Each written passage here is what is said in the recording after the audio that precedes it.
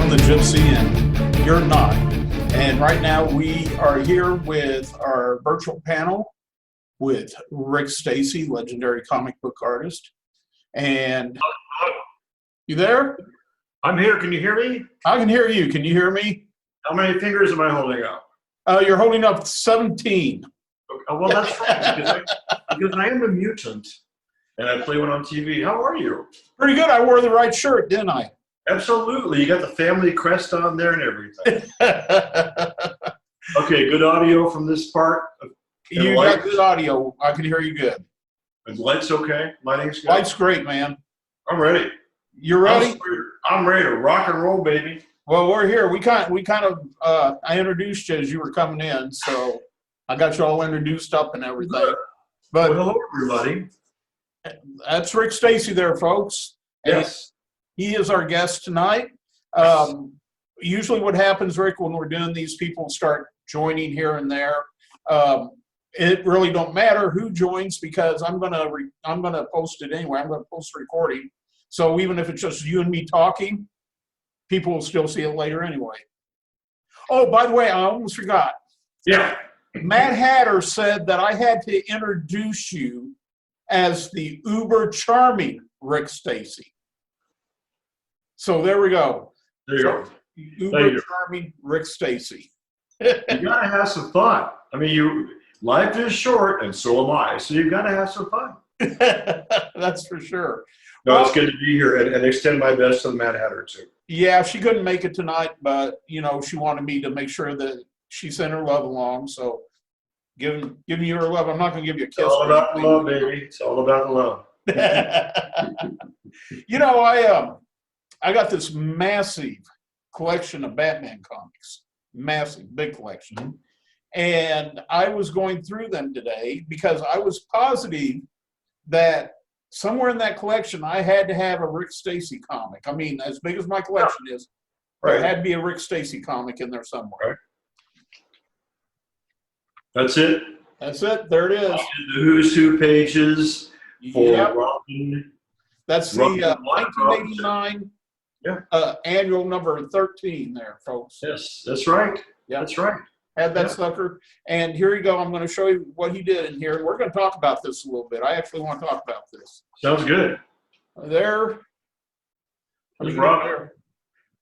There's his artwork right there. Not Alfred Pennyworth, the Jason Todd one, the Robin one.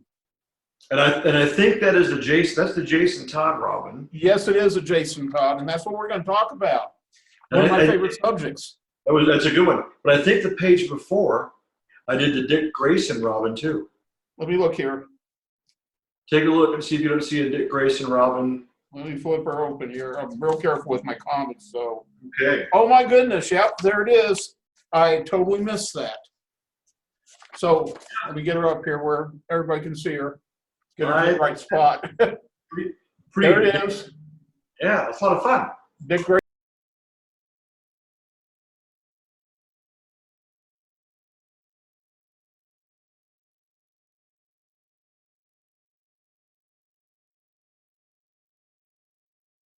Grayson Robin right there, guys.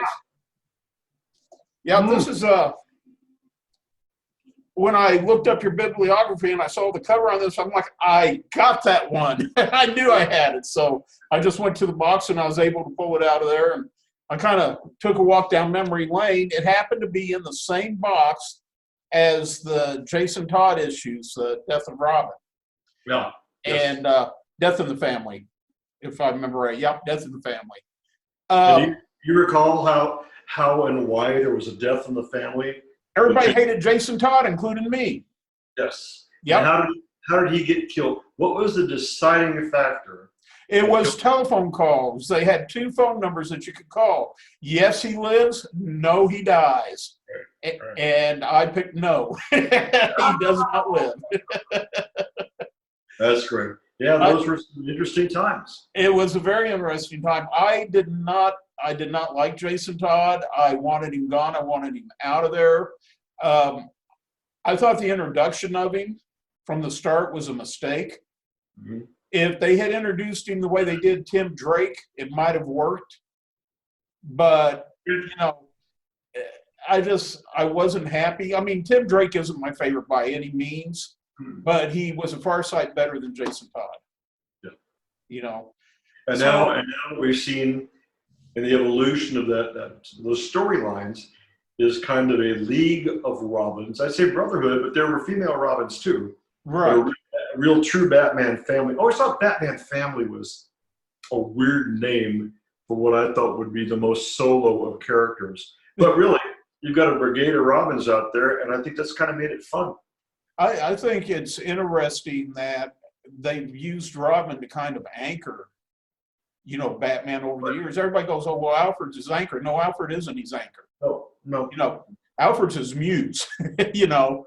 But, Yeah. You know. I think Alfred is his muse and his guardian and his only example of what a normal family life could have been like. Yeah. Because Alfred was there with his parents.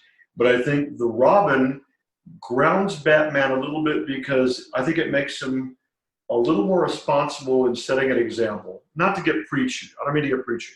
Right. But that's like his ward. It's like his kid. And it becomes a leavening agent for him. And I think for that reason, we tend to see a more evolved Batman other than just a very two-dimensional Avenger of the Night. There you go. I like that. I like that analogy. Well, the way I kind of always looked at Robin also was that Batman isn't really responsible for himself. That character deep down don't care if he lives or dies.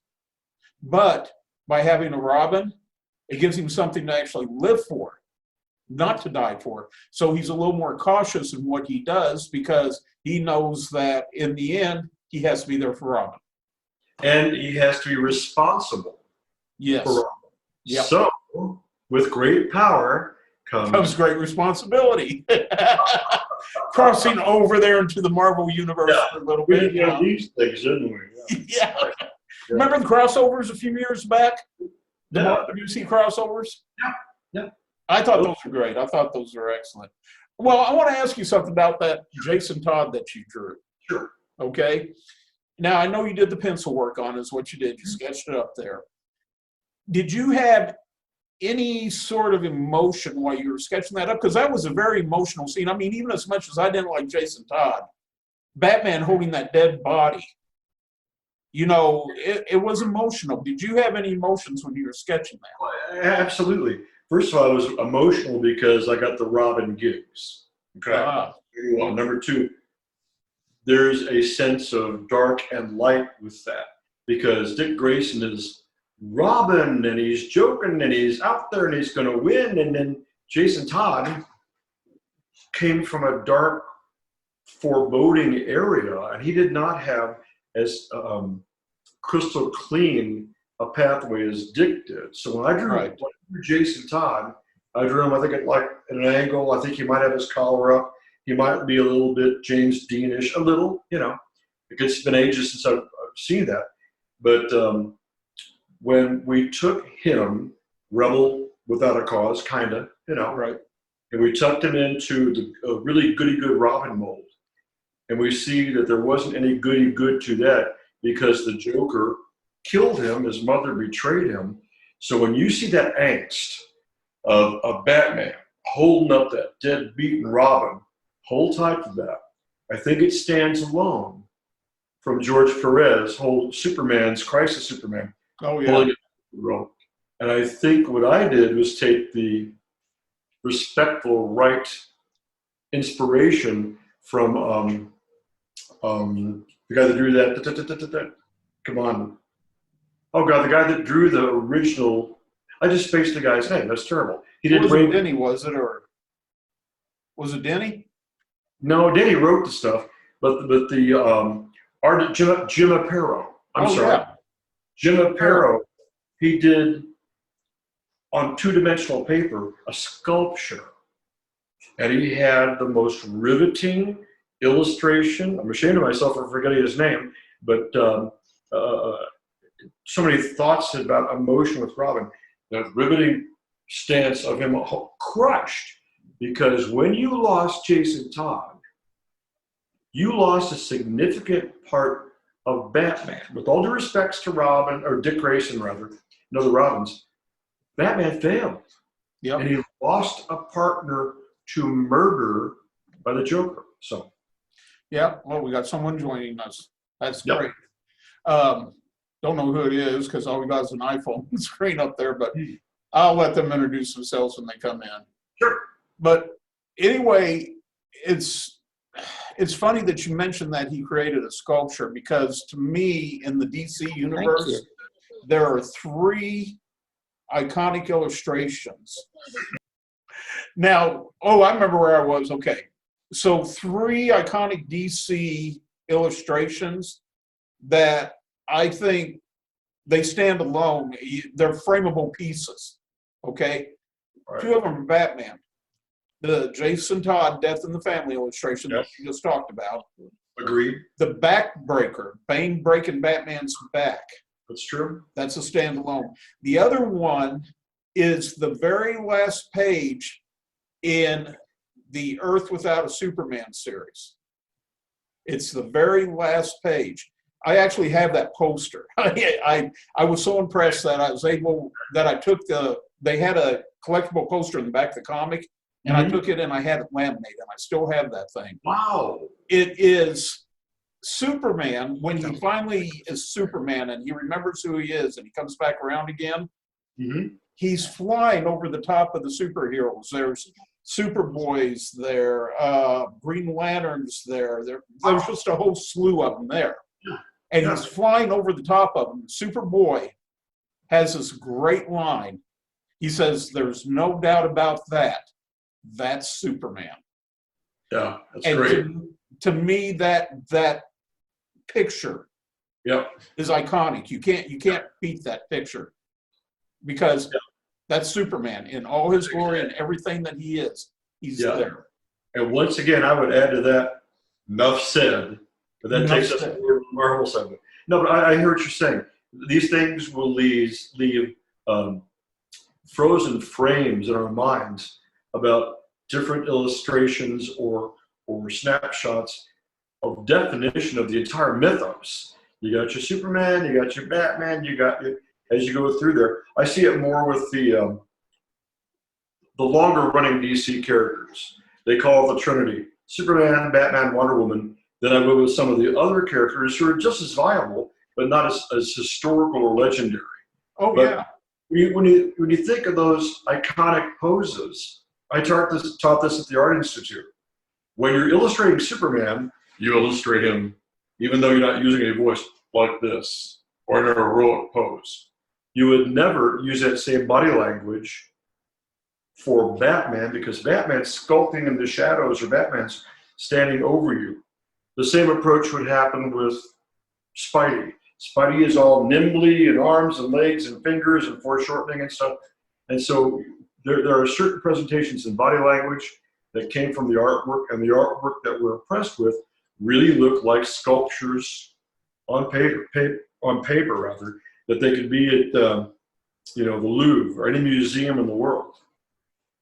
I tell you what, there's some artists out there, whether it's DC or Marvel, that when they do the character, they really capture the character. They don't, I don't know how to put this. I'm trying to think the right way to put it.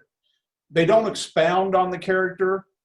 They grab everything that the character has been up until the moment that they draw it, until they draw that character. Right. And they are able on that just one picture, just one panel, everything that character ever was or will ever be again, they capture it right there in that one moment, that one panel. I got to tell you that is what I try to bring to any Superman illustration that I do, any Batman illustration, a couple of core Marvel characters too, because I'll tell you, truthfully, there are some brilliant illustrators out there at DC and Marvel doing these characters, and I respect them. I respect their craft, but it often leaves me cold because I don't see any emotional baggage, even in the illustration, that comes to the character. Can I describe that? Let me describe the opposite of it. Let me describe, first one that comes to mind, Dan Jurgens, who's illustrated, and he writes now Superman. And when you see Dan Jurgens' Superman, you see an evolution of Wayne Boring and Kurt Swan through the 60s and 70s, and maybe a little bit of John Byrne, because Dan got on board doing Superman after John Byrne reinvented the character, rebooted rather, in 1985. And he brings all those things to the table. If I see a Dan Jurgens Superman, if I see a Jerry Ordway Superman, and I can kind of hear George Reeves' voice in the dialogue, maybe that's working for me. I can kind of get a taste, an accent of a Chris Reeve pose or something. It's working for me. So when they bring that to the table, I'm getting the whole show. And what I try to do, and these guys are brilliant illustrators that do that successfully, I put all my heart into my Superman or my Batman or whatever, like they do, because I'm trying to do more than tell just a story. I want to give you history in your lap as my motivation for drawing in the first place. There you go. And that's, I think every artist, whether it be a comic book artist or, you know, fine artist or whatever, I think they actually try to do that. Mm-hmm. You know, if they're serious about what they're doing, if they're not just in this for the dollars, Mm-hmm. you know, and if they're doing it for the love of it, I really think they all do try to capture that. I think so too. And I look at things because who am I to judge somebody's work? Because this is creative expression. But I will look at a wonderful draftsperson, a wonderful illustrator, a wonderful storyteller, and with respect, look at the characters and think that's kind of generic for me.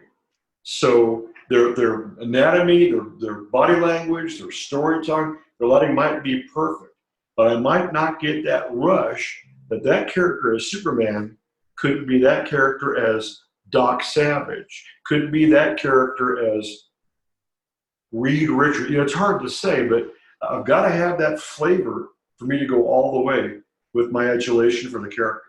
I understand totally. Hey, we have a question for you. Okay. The question is, hi, Rick, this is Alan and Mary Jo from Garden City, Kansas. Hey, what's up in Garden City? Don't forget, if you're in Garden City and you're out there, I hope that you're washing your hands and I hope that you're wearing a mask. So, what mask that I wear? Not really. But well, my wife made me a Batman mask. Yay, I love that. There they are. We got their audio. Well, what they want to know is who are your top 3 best Batman artists besides yourself? Well, there's me, and there's me. And no, I'm kidding. There's one more left then. That's right. Well, myself. All joking aside, which is pretty hard for me. My favorite Batman artists, okay, buckle your seatbelt for this. Carmine Infantino, that took the character in the early 60s before Batman was canceled. Right. Stiffed him up, made him look more like a heroic athletic character, like he was in training for astronaut, some kind of great physical challenge, a good storyteller. Batman wasn't drawn, with all due respect to Shelley Moldoff, who I adore, in a cartoony vein. Batman was drawn like a man that had on cloth and whose muscles hit different shadings from the light, etc. Carmine's number 1. Number 2, Neil Adams. Neil Adams blew me away. When we first started doing covers for DC, he did a generic Superman. Hey, what's up? How are you? Glad to see you. Glad to see you. He did, and I adore Neil. I think his Superman for me is more generic when it comes to inspiration, when it comes to that being Superman. Great job. Great storytelling, great lighting. Not my cup of tea. But Neil owned Batman. And Neil, with Dick Giordano, the late Dick Giordano, who was my mentor since 1970, before you guys were around, helped make the Batman the Batman, the dark figure of the night. Now that's two. Okay, you got Carmine, who marked this character like nobody else has. Neil, who's done the same thing. And if I look at any more contemporary artists, it's really hard for me to find a third that would be as Marshall Rogers. Marshall Rogers. Marshall Rogers did it for me, and I'll tell you why. He was a draftsman, an illustrator. It looked like he went to a school to design buildings, etc. And he brought a flavor to Batman that mixed the passion and drama of Neil Adams with a hint of square-jawed cartoony. And I think Marshall Rogers, those three would be my favorite interpretations of Batman. Awesome, thank you. I grew up with Carmine's. That's when I first started reading Batman. I love Carmine. And I like Jim Aparo too. Jim Aparo was great. Jim Aparo did a wonderful job of making transitions from doing the non-superhero work that I recall. He did analogy books, adventure books, way, way back in the late 50s and 60s. And I knew his stuff then just by being a little kid and having an eye for style. When he went to DC, I think he was at Charlton first, I'm not sure. And he started doing Batman. He did a Batman that was reminiscent of Neil Adams. I made a mistake. I left somebody out that I should have mentioned to you that did a great job. Irving Novick did Batman. Right. And Irv came in when Neil was hot. Neil's doing Batman, then he's going over to Marvel doing the Avengers, then he's starting continuity. Irving Novick stepped in and gave a dynamic that Neil had. But Irv Novick owned that character too, did a brilliant job. And the other artists that came in to kind of replicate Batman in other titles like Detective or Brave and Bold or whatever, great artists like Bob Brown, they were more influenced, I think, by Irv Novick than Neil. So Irv came in, adapted to Neil, and I think he set the bar, I won't say up, but I'll say independent of Neil, and did a fantastic job. Now, Thank you're you, talking sir. about Neil Adams. He has to be my favorite, and simply because the November issue of 1974, Neil created Night of the Stalker, which was just beyond belief. It took Batman from being campy. He'd been campy for a while, and they've been trying to take him out of that campy, but all of a sudden, this was a slap in the face. He was no longer campy. He was the Dark Knight. Night of the Stalker is one of the most moving and one of the darkest Batman stories ever told. Yeah. And I love it. You and I talked about that last year. Yes, what we an did. astounding story. One of the best stories, a standalone story. And again, Denny's handling of Batman set a benchmark that I don't think anybody's touched yet. No, not at all. Not at all. I do have something to ask you about. Yes. Speaking of creating things, okay? Yes. Yeah. You created a character that has my curiosity up, and I want you to tell me all about him, okay? Okay, his name is Captain Nazi, Lester Abernathy. I don't know who that is. You don't? Well, you got credit for him. Oh, Captain Nazi. Yeah, Captain Nazi, Lester Abernathy in Captain Marvel comics. Now, I didn't create him. I drew him. Now, let's go back. Let me take you back to the past. I got to hold hands with me here because this is tough. Today's Captain Marvel is at Marvel Comics, and it's Carol Danvers. Right. But the original Captain Marvel was Shazam. Mm-hmm. Right? We all know that? Yep, I know that. Okay. Paxton. Yes, indeed. Thank you. And that Captain Marvel, which I still call the original Captain Marvel, was created on the heels of Superman to jump on the bandwagon of superpower characters. Right. And he was a little cartoony, and he had high adventures with monsters, and he had talking animals. I mean, this was for children. Yep. But Captain Marvel by Bill Finger, no, excuse me, that's wrong. C.C. Beck and Otto Bender fought a lot of characters, and they created Captain Nazi because it was World War II. So World War II, they created Captain Nazi. Hold that thought. Roy Thomas, as you know, is a writer, DC and Marvel, other companies. He lasted 1 week at DC and he quit to go to work for Stan. Back in the 60s, and Stan said, here, do everything. And Roy did an amazing job. And I love Roy. I miss seeing him this summer, but we'll all get less socially distant soon.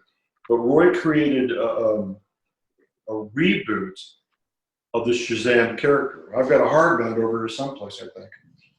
And I got the gig to draw the 4-part book. And in the 4-part book, Billy Batson goes to a white supremacy boys club camp, and he goes undercover.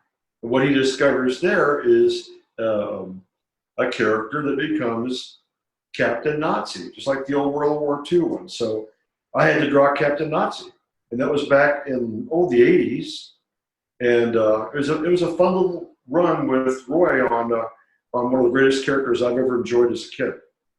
Well, the reason why I was asking about is because you are credited actually with creating it. Creating it with 2 other people. And it says created by, and it has the 2 other people who you mentioned. Yeah. And then Rick Stacy down at the bottom. It says created by and Rick Stacy. Well, let me be very honest and correct that. I did not create Captain Nazi, but I did discover the Beatles. I did that. And you all need to know that. And the wireless remote and the automobile. So, oh my gosh. Well, and I will tell you, I just signed today with these guys. Oh, you signed with them? Awesome. I don't know what we're doing. So Mahomes is out of a job is what you're saying. Don't tell anybody. Too late now. Okay. No, but I'm kidding. But that is interesting too. When Rachel says that she looks great, but she has no sound. I don't know why she don't have sound, but Rachel, you got no sound. For whatever reason, she don't have sound there. I'm sure she can hear us though. But nod your head if you can hear us, Rachel. Nope, she's just looking at us. So I think she fell asleep. Yeah, I think she did. Anyway, yeah, I came across that little gem when I was researching you, and I just I got to ask Rick about this. This is too funny. The picture that you drew is hilarious. I thought the one that they use, Really? that they use for the illustration on that is absolutely hilarious. It's reminiscent of the Death in the Family Jason Todd scene, except Captain Nazi's holding Billy Batson. He falls to the roof. Yeah. Billy Batson is sneaking around up. Wow, that's right, man. That's right. I'm just looking over my bookcase here to see if I've got that copy of Shazam there.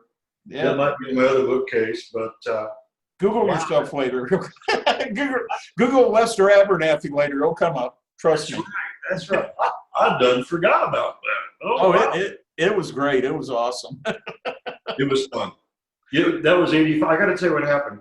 When they were rebooting characters at DC, this was in and around check this out, the 50th birthday of Superman. Oh, I remember that. And I was up there, as a matter of fact. I got flown up to Cleveland for the big weekend show. And the Today Show was there, and Stan Lee was there, and lots of other folks were there too. And Byrne took Superman, which was just absolutely something, because they gave him the reins. Dick Giordano, DC's heads, gave him the reins to re-massage that character, take it back to issue number 1, and really just reboot the whole thing. Number 1. Number 2, George Perez got Wonder Woman. Number 3, Denny got the reboot on Batman again, and I think Graham Nolan was going to draw that. And number 4, they gave me Shazam. So I was thinking, man, this is great. I'm in with these guys. We're having fun. What a wonderful time. I was there, and I'll tell you what, I'm going to reach around the back of this to see if you check this out. Okay. Don't want to fall. don't know if you can see it. Everyone, where you're permitted to laugh. Can you see this okay? Lift it up a little bit. Bring it up. No, yeah. Up, yeah, over your face. There you go. Okay. Now talk. If you down in the front row, about dead center, there's a dark-haired guy in a sport coat, I think, on one knee, and there's a guy to his left. Do you see that? Yes, I do. The guy to it, that's me. Okay. A guy to his left is a kid that really wanted to get in the business. And I met him in Wichita. And I helped him make some connections, and boom, boom, boom. That's Mark Wade. Oh, wow. Yeah. And I have to look real quick. It's Mark Wade with me. Hold on a second. In the white coat, I'll put this right back up. Stan and Joni are in this up here. You can see Stan Lee. If you look around, tilt it down just a little bit. There you go, like that. Okay, now talk. You got Stan Lee and Joni. You have got Julie Schwartz and Harlan Ellison in the middle. I'm shooting from memory now. Marv Wolfman is there. George Perez is there. George had a thick head of black hair and a big black beard. This is all of us at the Superman show on Superman's 50th birthday. Noel Neal is standing right behind me, Lois Lane from the TV show. We became good friends in 1980. She used to send me a Christmas card every year. Next to her is Kirk Allen, who was the first Superman in the late 40s, early 50s serials. I remember him. Okay, check this out. That's the shirt. I designed this shirt. Oh! And I designed shirts for TeePublic. So I've got this shirt. It's kind of a faux cover. Right. George Reeves shirts and stuff like, I do that stuff all the time. But there's a snapshot there of Scotty from Star Trek. Yep. Of Majel Barrett, who is Roddenberry's wife. That's quite a photo there. It's like that's just the who's who of geekdom. I've got this on Facebook someplace in one of those old files. I'll pull it and send it to you just for grins. Yeah, we'll add it when I do this video off of this. We'll add it into the video so people can really get a good look at it. Mike Carlin is in here. Kurt Swan is with Harlan Ellison. Here's Shazam right there, Captain Marvel, the original Captain Marvel. Yep, I noticed him there. I used to watch the show. I must tell you, Wade and I were friends way before he got really popular in the books, and he deserves the attention because he's a hell of a talented guy, and he's a writer. Matter of fact, one night that I was there that weekend, he said, "What room are you in?" Because they put us all up in a hotel.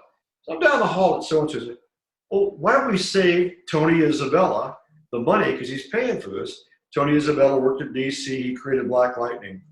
And he said, "Come down. I got 2 beds in my room. Stay with me." I thought, well, if that helps Tony out, we'll save some money.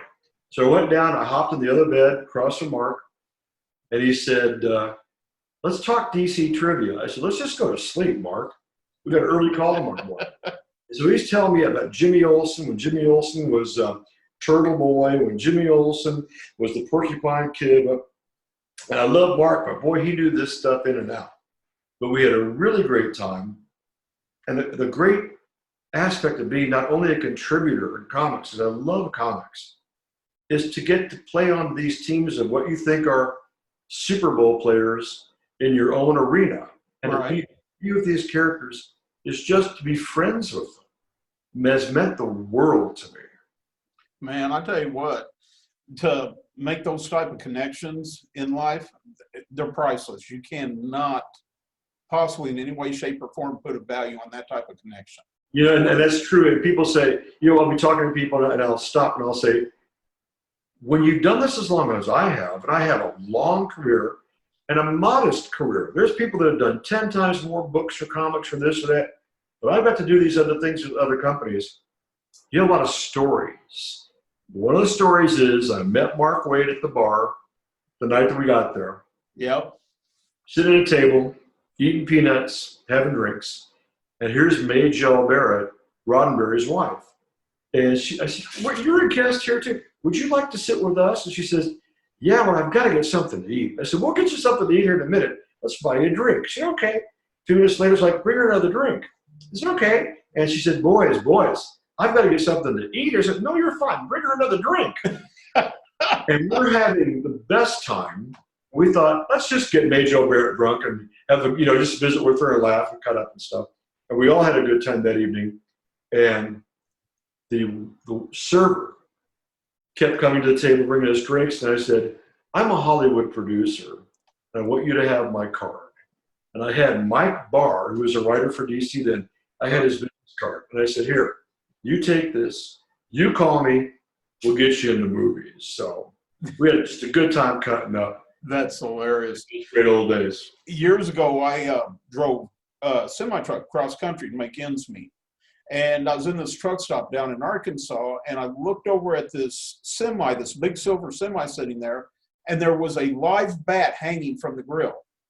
Whoa. And I walked over. I was concerned because, I didn't know if the truck had hit this bat going down the road or what was going on. So I went and found a stick, and I was trying to get the bat to turn loose of the grill so I could go put him on a tree nearby. And this guy comes walking up, and he says, what are you doing? And I said, there's a bat stuck to this grill. He said, well, this is my truck. And he said, oh, my gosh. He said, let's get this little guy off here. So me and him both worked on. We finally got him to turn loose, got him over on a tree. And he says, I thank you for that. He said, I wouldn't want it to hurt him going down the road. And I said, do I know you? And he goes, I don't think we've ever met. I said, no. I know you. There's something familiar about you. I know who you are. And he kind of chuckles a little bit. He says, hold on, I'm going to help you out. And he goes inside the truck, and he comes out of the truck wearing a white cowboy hat and a big pair of Foster Grant sunglasses. I said, oh, dear Lord, you're Clayton Moore. Right. Oh, my God. He goes, yeah. I said, what are you doing driving a semi-truck? He said, Quaker Oats set me up good. They were my sponsor. And he said, I got a pension for the rest of my life. He said, where we filmed that at, that ranch, that belongs to me now. He said, that's mine. He says, but I get bored. He said, so I got me a big silver truck. And I went, silver truck, oh, dear Lord. And he says, and I run loads every once in a while just to keep from being bored. But we went in, we had coffee, and nicest guy you'd ever want to meet. He was just, he was awesome. Amazing. Amazing. Those are great golden stories. And you wouldn't part with that experience for $1 million. Oh, heavens no. That's one of the, I got to say, that was one of the highlights of my life, getting to meet Clayton Moore and have a cup of coffee with him. Absolutely. I can't beat that. Absolutely. That's great. Cannot beat that. Well, we're almost, unfortunately, out of time. I hate that. Me too. I always enjoy visiting with you. I'm having so much fun, though. Unfortunately, they're setting time limits because so many people are using this service right now. I will, if you're up to it, we'll have you back again sometime and talk some more.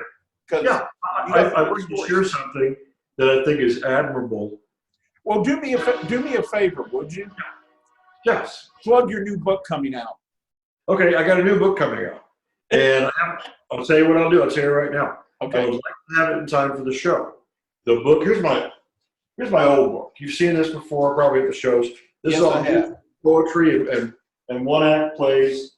This generated a double CD that I recorded all the work myself, produced it, me and some voice talent. But I continue to write. And some of it's music, some of it's funny, some of it's poetry, and you now have unlimited minutes. I saw on there. So. Oh, did they just pop it up? Well, keep talking then. We're good. I took that off. And so, do I have a moment here to share some stuff? Yeah. Okay. If they just gave us unlimited, keep going. Yeah, I'm writing a lot, and I've been writing a lot. And some of it, I have to tell you, I'm real proud of what I'm writing. I don't write for any particular person, place, thing, or audience. I write for how I feel. So some of my musings can be just very funny, and I might share one with you in a minute if you like. Sure. Some of them are pleading with everyone, with respect to everyone. Let's stop the Civil War. Let's stop pointing fingers. Let's stop fighting. Let's stop. And remember that everybody has an opinion to be respected. I've written about that too. Some of it's almost doomsday stuff, or just silly things. May I share one with you that I've written? Yeah, please do. I just printed it out a minute ago. It's a little bit timely. Perhaps you'll like it. Since we got extra time, go for it. Okay. This is time. This will be in the book. Well, don't want to show you just yet. It's called I Quarantine Cut My Hair. Okay. Okay. Okay. I quarantine. Here we go. Take a big breath. I quarantine cut my hair. A little off the top with some left to spare. I wore a homemade cape because I was in my underwear. I quarantine cut my hair. Now I don't know what got into me. My hair was so shaggy I couldn't see. I watched Floyd the Barber. He's on MTV. Look, I hope you don't mind that I share that I quarantine cut my hair. I used kitchen scissors and a knife, borrowed talcum powder from my wife. I had the best time in my whole damn life. And when you thought I hadn't a prayer, I quarantine cut my hair. Not like it was planned, and I'll tell you firsthand, there's one thing I must confess, sir. I look like a nutty professor. That's you have a first. Nobody else has had. Nobody's seen. Because I just printed this out to proofread it 5 minutes before the call. So there you go with my nutty professor haircut. Ladies I love it. There we go. A premiere right here on this virtual panel. And I will say the working title of the book right now is called Love Letters from the Exodus. Because a lot of this is about, again, stop fighting. Let's have some fun. Let's show some respect to everybody. Let's show a little love. So they are love letters. And some are rather painful. And some are rather maybe acknowledging a difference, but not accusatory. You know, let's deflate some of the problems. Others are fun stories and gothic horror is there too. But it's called Love Letters from the Exodus because Exodus means, you know, you're going. And hey, baby, I'm not getting any younger. So this might be, and who knows with this virus, this really may be a love letter from the Exodus. So yeah, it's something I'm leaving behind, you know? Hey, Cody, can you hear us? Cody. I see Can you hear Cody. us? Yeah, I can hear you. Okay, we can just barely hear you, so you might want to turn it up. No. Hey, Cody, how's it going, bud? Oh, I just got my car back. Yeah, your car's a TARDIS, I see. What's that? Oh, yeah, right. Probably be cheaper. Hey, Rick, I got to tell you, and I'm going to put in a plug here for you. Okay? Please. Thank I'm you. going to tell everybody that they really need to check out your YouTube channel. They need to go to your YouTube channel. Yeah, did you dig that? Pretty good? Yeah, I actually went there. I spent some time on there. That one link that you sent me to that poem that you read, Blank Page, Blind Faith, and Kyoko no Show. That is Blind Faith, Blank Page, and Kyoko no Show. Yes. And you read it, so you know, or you heard it. Well, I heard it, and let me tell you something. Here's the funny thing, okay? I got hooked immediately. Listening to your reading of it was excellent. Yeah. And I got hooked listening to it, and I was very moved by it. I mean, yeah. Thank you. It's talking about abuse, and it's talking about mental illness, and you know, things that are close and dear to my heart.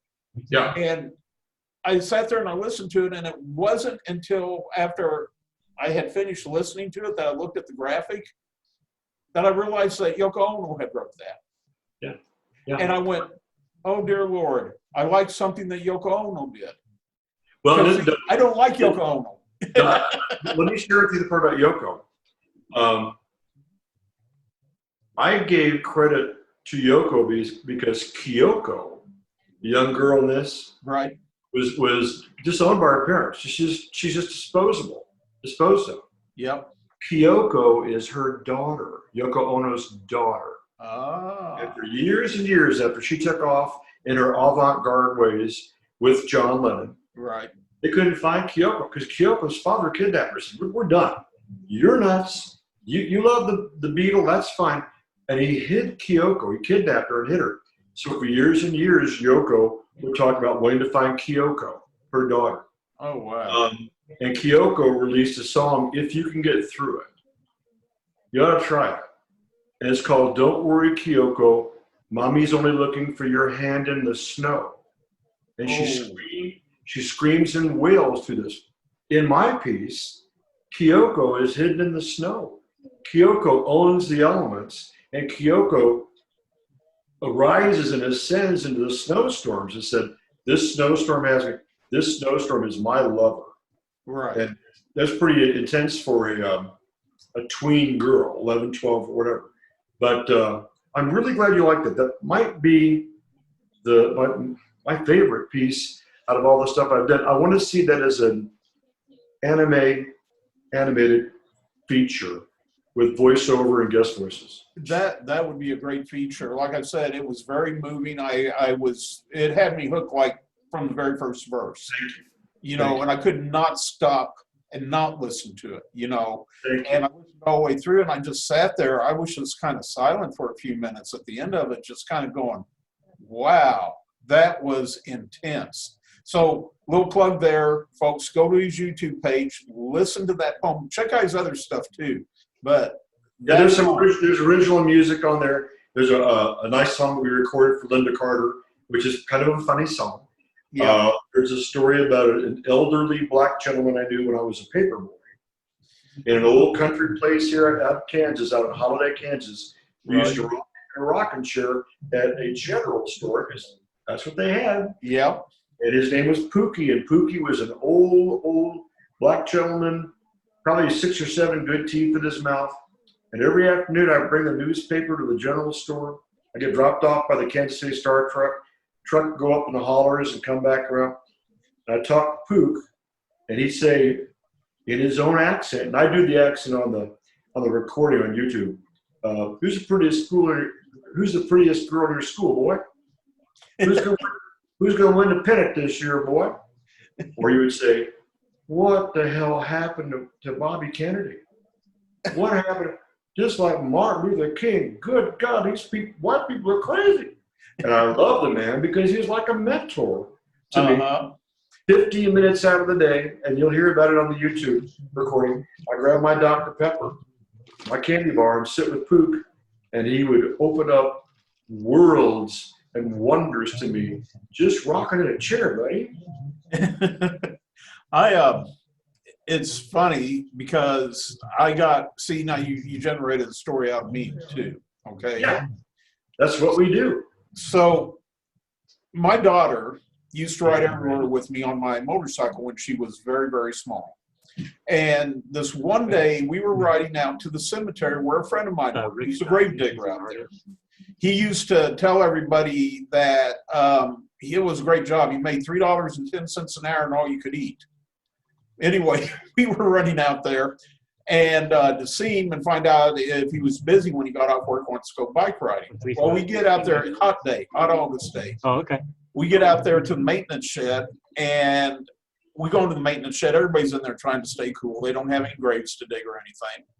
And there's this old black man by the name of Willie, old skinny, tiny black man named Willie that worked out there.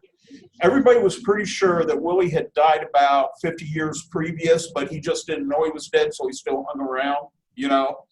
Anyway, I go in there, and my daughter immediately starts yelling, "Grape, Daddy, grape, grape," which meant she wanted a grape soda. Right. And I walk over there, and I said, "You sure you want grape?" And she starts yelling, "Purple, purple, purple," which of course means grape soda. So it was the old-fashioned machine where you put in your money, you pull the bottle out like this, out of the slot. You open up the door, pull the bottle out. So I put in the money, put in the quarter, open up the door, pull the bottle out, and when I pulled this bottle out, it's half full. And I looked over at her and said, "Baby girl, this bottle's half full." Willie looks over at the bottle, and he goes, and I'm going to imitate him exactly. "Well, Abby, will you take a look at that? It done lost its fizzling." I said, "What?" He said, "You know, it's fizzling. They put the syrup in the bottle, and then they had the fizzling on top, and that bottle done lost its fizzling." I love it. I love it. So I just want you to always remember, if you find a bottle that's half full like that, it lost its fizzling. That's great. That's so much fun. Wow. Love it. Cody, I gotta say, I just love your background there. I gotta comment on that. Oh, now he's going to Star Trek on us. What the hell you say? Oh, that ain't Star Trek. What the hell was that? That's an Imperial Star Destroyer, Oh buddy. yeah, it sure is, isn't it? So Rick, besides the book, what other projects you got coming up right now? Working on the book right now. Really stopping. Well, I've got lots of the blank covers for first issues that have been published in the last year or so by DC and Marvel that I'm doing different experimental illustrations on. It's not my normal approach. And that's fun. I had some of them show last September. I'll have more. Hopefully we get together just a few weeks away, or I wish it was a few weeks away. The Topcon is in September? It's in September, yes. Yeah.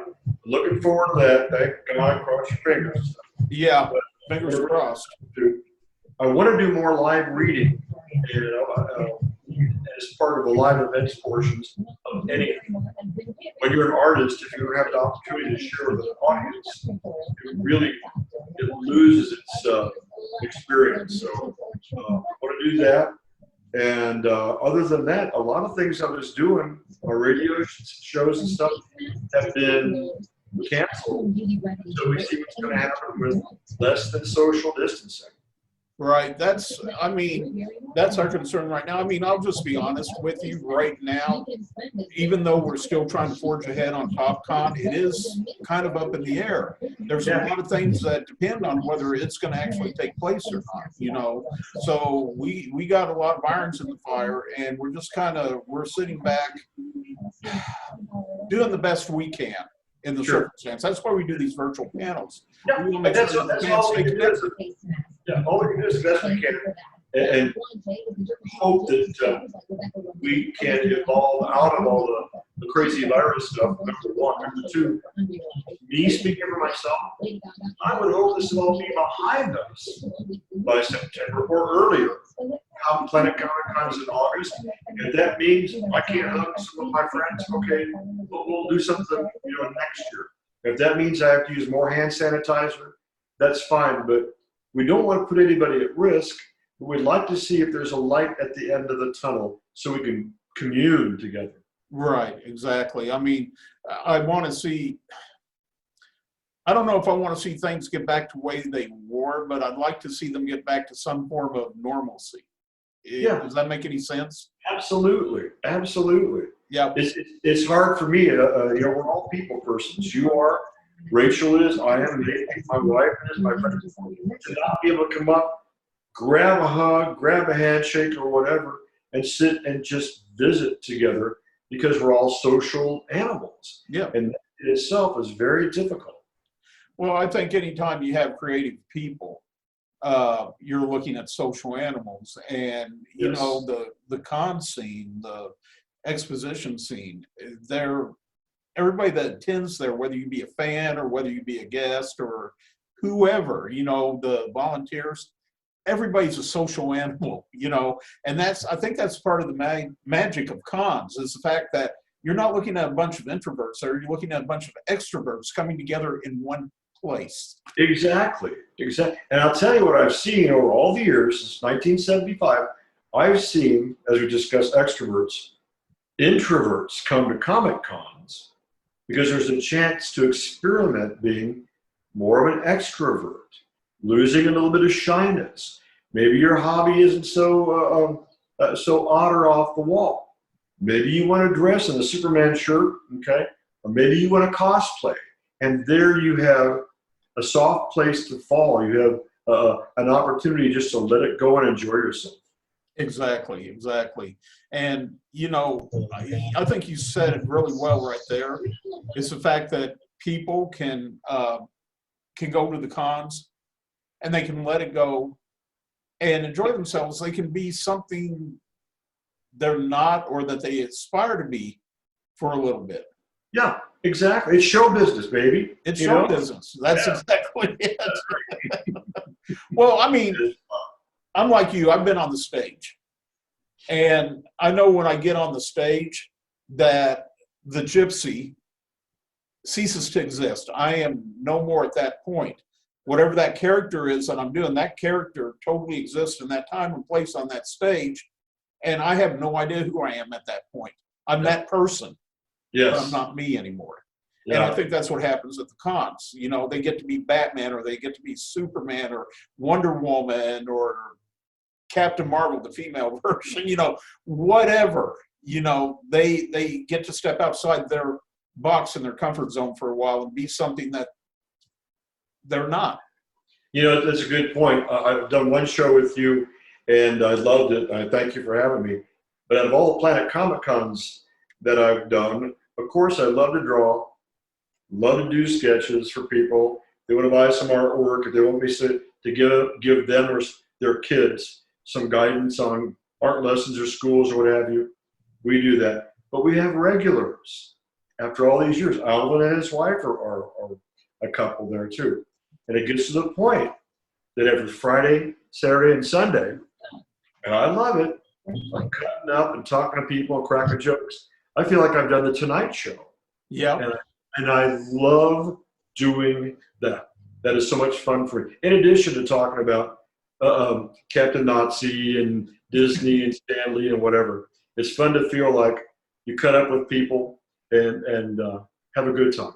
Yep. And I think in the end, that's what it's all about, just having a good time and, Yep. you know, not taking life too serious for a little bit. Can't Well, do it all the time. No, go ahead. What were you going to say? Can't do it all the time. You have to have a break and have some humor. Let me try to remember a quote written by a wise writer, me, about, this comes from a piece that I've done. There's truth to the rumor that there is healing in humor. And I really believe that. Oh, I agree with you 100%. One of my sons is really multi-talented and theatrical wise. And he come up to me one day and he said, Dad, he said, I don't feel like myself when I'm performing. I said, well, who do you feel like? He said, I don't know. I said, well, let me ask you this. I said, are you having fun when you're performing? Or is it a task for you? He says, well, I'm having fun. I said, then what does it matter who you feel like? Right. The only thing you should be feeling is happy. Yeah, absolutely. And he told me, he says, I've always used that, Dad. Thanks. You know? That's great. You know, a couple of my big heroes, one is Groucho Marx, and the other is Jonathan Winters. If you don't know, I'm sure you know who Groucho Marx is. I know who both of them are very well. Thank you. You've given an old man a soft place to fall. They came out and became other people. They were fun.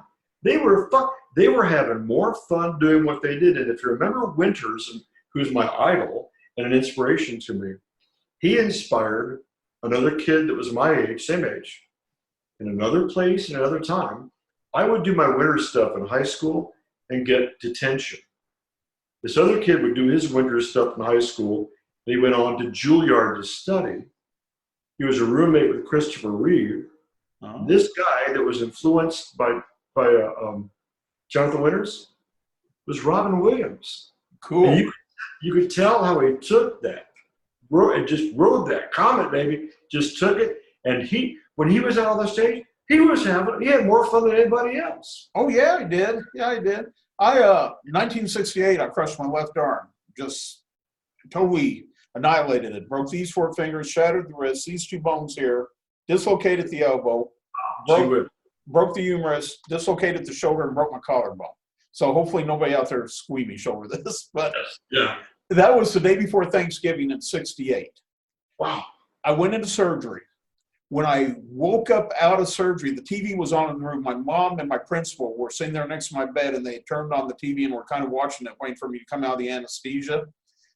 What I remember coming out of that anesthesia was the show that was on, and it was the Jonathan Winters show. Love it.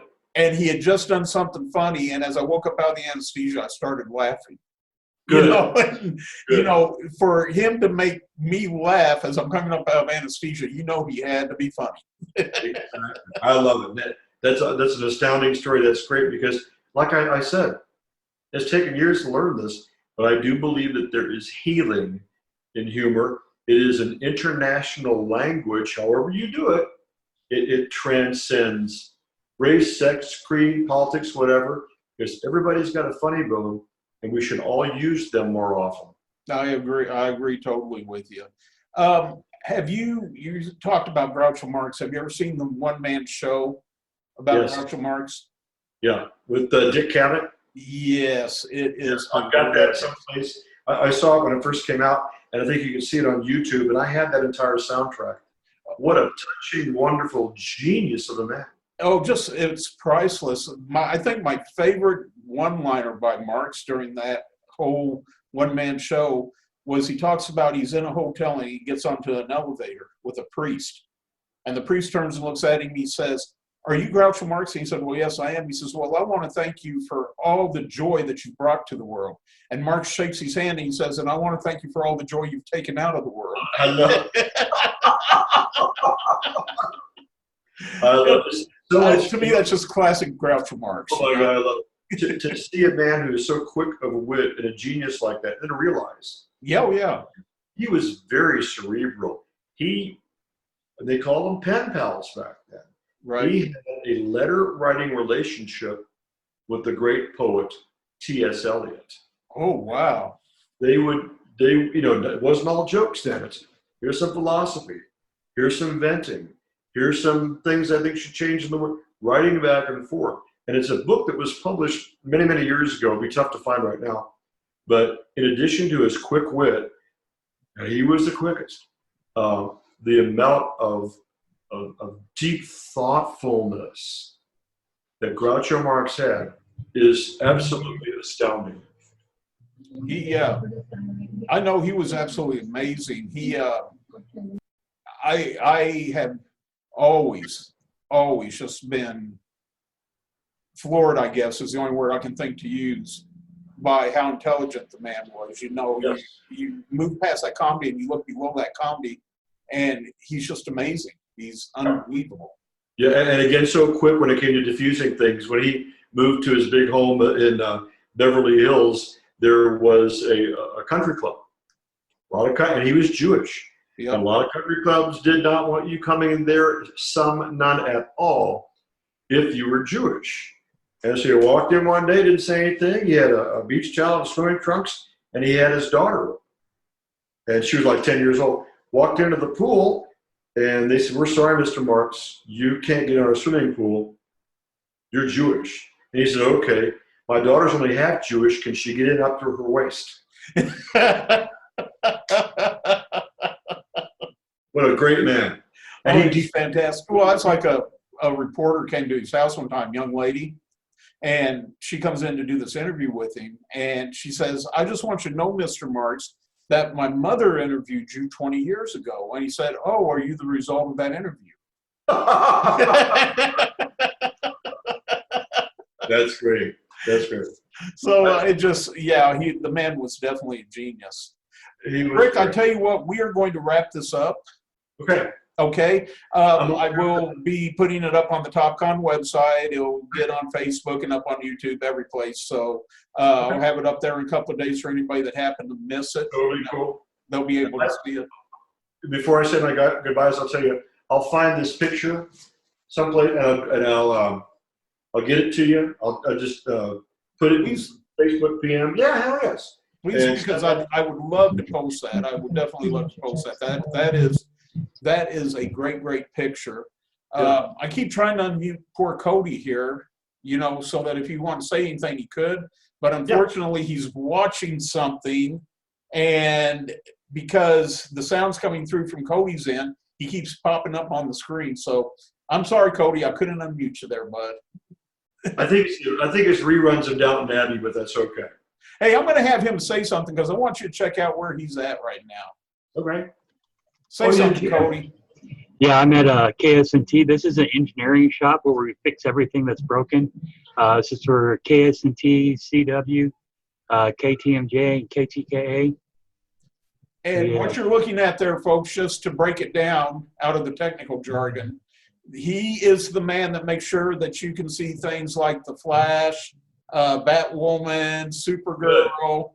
Send them both to my house. That's the guy right there. He's the one that keeps that equipment going so that we can all enjoy those shows. So, everybody say, thank you, Cody. Hey, thank you. I got a great team that I work with. Yeah. Where are you, Cody? Are you at what station? I'm with KS&T, KTKA, KTMJ, and CW. The guy recites, I asked him, he recites the alphabet, but that's good. I know. Well, right. It's channel 27, 49, 43, and then some sub-channels. But I guess it's 67. That's good. Yeah, I have to give them a plug here. They are KSNT has been wonderful to Topcon. They are a major media sponsor. They make sure that everything about Topcon gets out into the region every year so people know what's happening and when it's happening. They've been one of our biggest supporters, and we cannot thank them enough for what they do for us. So there's a big plug for KSNT because we love those guys. Absolutely, absolutely. Yeah. Well, I've had fun. I will send you that picture. Anybody that wants to see some of the stuff I've got, get on YouTube and you can see major selections from my double album that's called Talking to Myself to You. And if anybody's looking for commission, my commission list is open. Just get a hold of me through Facebook or through my email or through the website. You can find me, and we'll be jolly friends forevermore. Cool. And next time I see you, I'll get you to sign my comic for me. How much you gonna charge me for that? Please.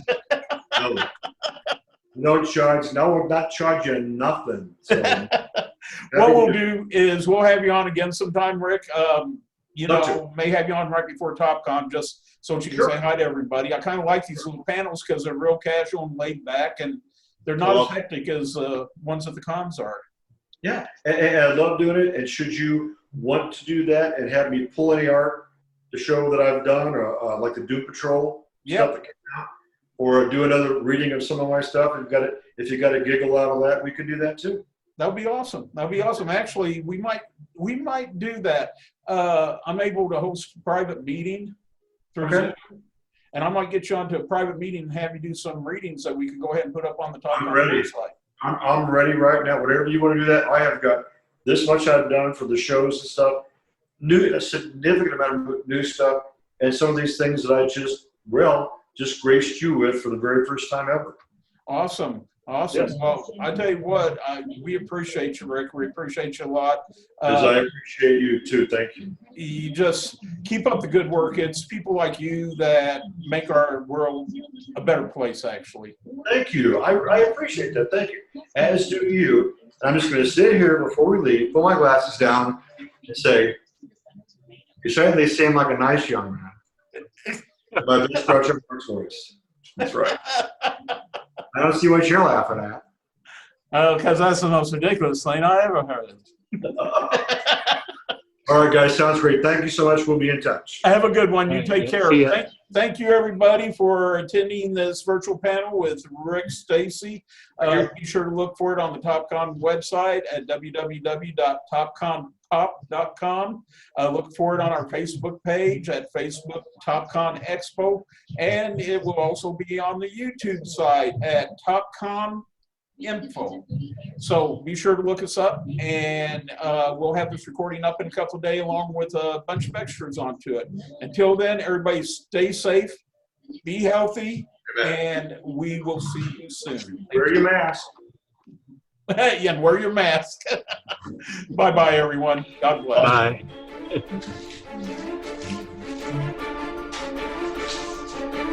Thanks, brother. Thank you, Rick.